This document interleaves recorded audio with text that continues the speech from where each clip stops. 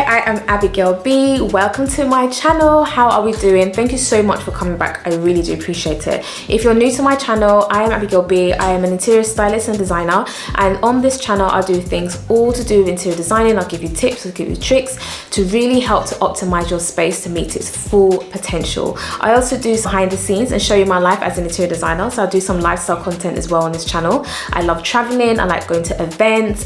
Yeah, it's just about living life in absolute style. So yeah, if you like vlogs, if you like sit down videos, you've got the best of both worlds on this channel. So yeah, please subscribe and follow me on Instagram as well. At the moment my name is The Better Space, but things will change. We're evolving, we're changing over time, but I'll let you know when that name change does happen. So yeah, so on today's video I'm going to be talking about just mistakes that I've made. I don't want you to make these mistakes as well, but you need to consider these things when you're buying your first home, and I'm relating this to interior design. Firstly, I hope you're not going to get distracted by my outfit. It's literally going with the decor of this house. Things we do for fashion, I can't even touch. Oh, you know how I do it. I just thought I'd wear this. It's just a very different top, and I've hardly worn it. So yeah.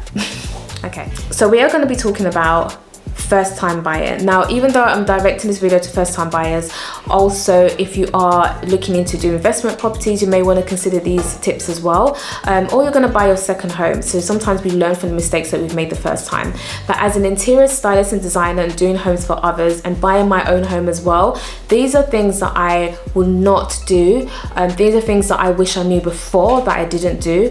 But yeah, it's a learning curve. So yeah, I thought I'll share this with you so you can consider these and not make the same mistake. Now, the obvious things you want to consider when you're buying your first home or buying any home, to that fact, is the area that you're in. Obviously, looking at the community, looking at local shops, looking at local amenities, seeing the value of the area as well. You know, the future, the development of the area. Is it up and coming? Are there good schools? If you're going to have a family, yeah. So these are things that are quite obvious that you want to think about. But when we think about the interior, not every house or property is going to be perfect. It's not going to tick every single box. If you're looking for perfection, you're going to be looking for a very, very long time. I would say you have to get something that's near enough that ticks the important boxes, and you can develop your home over time by renovations or decorations. However, if you make some certain mistakes, you're going to spend more than you anticipated, and these are ways that you can avoid spending so much unnecessarily, especially if you're a first-time buyer. Not everyone has so much capital to be investing in so much. So yeah, I want you to consider, which I didn't, is that some properties have a cap. For example, there may be some properties that you bought for 350k, and because of the area and because of the way the house has been built, you know, even if you make further changes to it, the cap will probably be about 450, won't go any higher than that. So if you do something so dramatic to the house and you spent like, I don't know, 150k, and the investment at the top is only 450, then it's not really making sense. So like for our property, I don't know if there is a cap, but there's certain features that I think that there's no point investing so much money in, because I don't think that it's going to reach or bring too much value to the house. There's just no point. So yeah, really do your research around that. Another thing you want to think about when buying your home is about the enhancements that you can actually make. So some people thinking, you know, maybe they're forever home, or they do want to invest in it and bring value in. So they may think about doing an extension or renovating the kitchen or doing a loft conversion. But not every house can actually do that, and you don't want to then buy the house and then start looking into it, get an architect and start doing your research, and then realize that, oh, actually we can't even do this. So in our property, not that we wanted to do it anyway, but we found that we couldn't do a loft conversion. And the way you can find that out is that look at other properties that are similar to yours on the same road. Have they done a loft conversion? Have they done an extension? And that kind of gives you an indication that, you know, there is room for you to do that. We have a flat roof, so there's no possibility of doing any loft conversion in our property, and I believe that the roofs all kind of connect together. Like everyone has its own roof, but it's all kind of connected because it's a terrace house property. So things like that you really want to do, you really want to think about.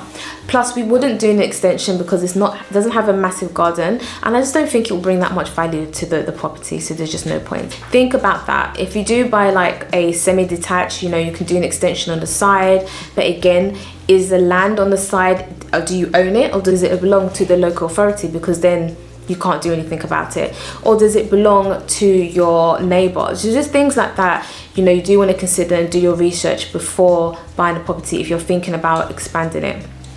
Another thing you want to think about, was really going to help with your interior decor, is about considering a south facing room. So this room, our living room, our garden is south facing, and I didn't even think about that before I bought a property, and I'm so glad that now when I'm buying another property that we have to have a south facing garden. Like, I think it's a must. You wake up in the morning, it's nice and bright, and you just feel like, oh, okay, this is nice. You know, you open the curtains, the flood of lighting is coming in, and it just makes the space feel really fresh. Rather, if you have like a north facing, or you have loads of greenery or trees in your garden that's blocking in the sunlight, no matter how beautiful the room is, it's just not illuminated. So definitely consider that when it comes to interior design.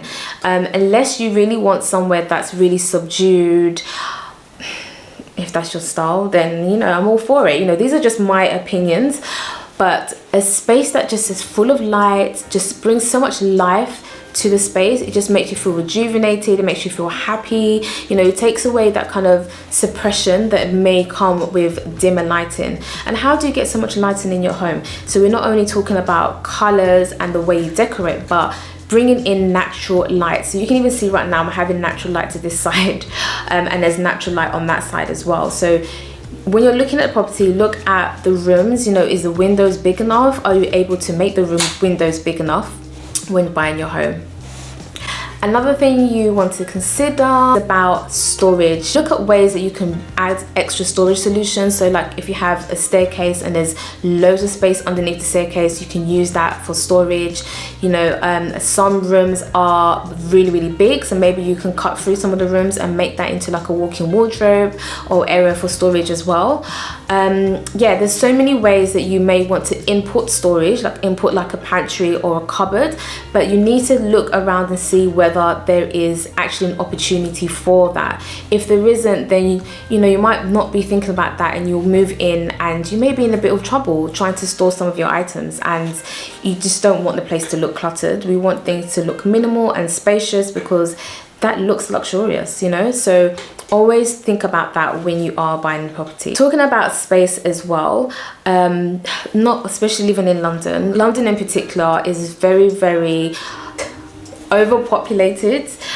Yeah, some of the properties are small, you know. As you go out further out into London, you can get some more properties, better value for your money, that have bigger rooms. I would say is think about the sizes of the room and sizes of the space. What drew me to this property in particular was that the landing is just, for me, it's massive. Like, I can do a cartwheel there. So for me, that was a big tick. And also the hallway just looks spacious, and we can even make it look even more spacious if we were doing further renovations to it. But if you have that as a beginning, if you have that in the beginning, it just helps. All you have to do is use brighter colors such as whiter, warmer whites on the wall, minimal decor, and just using certain things in there to really allow it, like mirrors, to allow it to look bigger than what it is. Because what do we know about space? I've taught you in other videos, space is luxury. Like, if it gives the illusion that you have a bigger house, and it doesn't have to be massive, but just having the extra space, giving the illusion that there's extra space, is very, very important. So if you're going to be considering about doing an extension, which most of the time is about extending the kitchen, some people might extend the living room, or I don't know.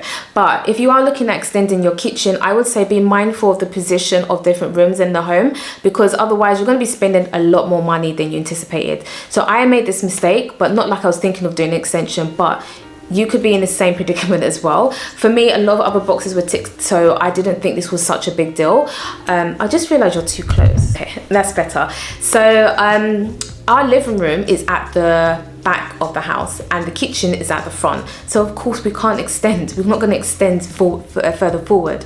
We'll have to extend from this living room further out into the garden, which we could do. One of my neighbors have done it. They extended out and have made it into a dining room, but I didn't think it was necessary. But if I did want to extend a kitchen, I would have to move the kitchen into this room and then extend out. Can you imagine how much more difficult that would be in terms of labouring?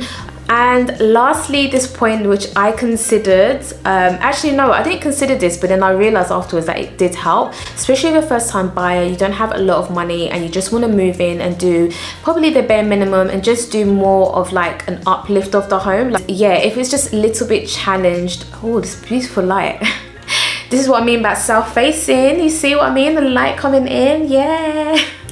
But yeah, so if you did want to just do a little bit of an uplift, think about how the decor is that you're looking at.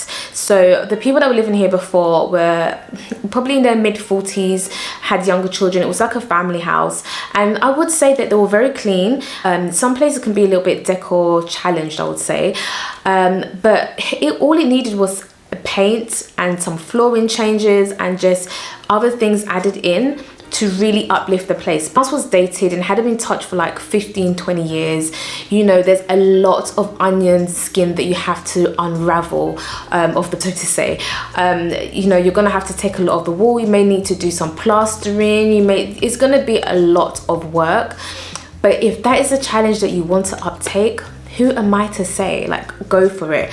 And if you've got the money for it, go for it. If you're going to do complete renovation, it doesn't matter how it looks like. But if you are just thinking of just moving in and making it your home with like minimal cash, then yeah, think about that, because trust me, you will start doing things in a home and things will start breaking down. Like sometimes some of the pictures they take are very deceiving. So even like I'm moving on from the topic that I'm talking about, but yeah, just obviously get someone professional to check the house out anyway. Get it surveyed properly so you don't come in and walk into surprises. And with that, actually get a surveyor that's not connected with the agent. Get your own independent surveyor. So once you've considered all these things, then you just move in, change paint, change the floor like we did, and it's just so much easier. And renovations can come a little bit further along in the line. Now, I hope those tips were useful, not just for first time buyers, but for investors or second home buyers or anyone that you feel this video is relevant for. I wholly hope that it was. I may do more of these because I also want to talk about my journey buying this home, because it was not easy. It's definitely a story time. So yeah, if you're interested in more of this type of content, let me know in the comments below. Let me know some of your stories, some of your mistakes, or some of the things that you considered that we can share with the community. And yes, please come back for more videos, subscribe, follow me on Instagram. I'm so thankful. All right, thank you so much for watching, and I will see you in another video. Bye.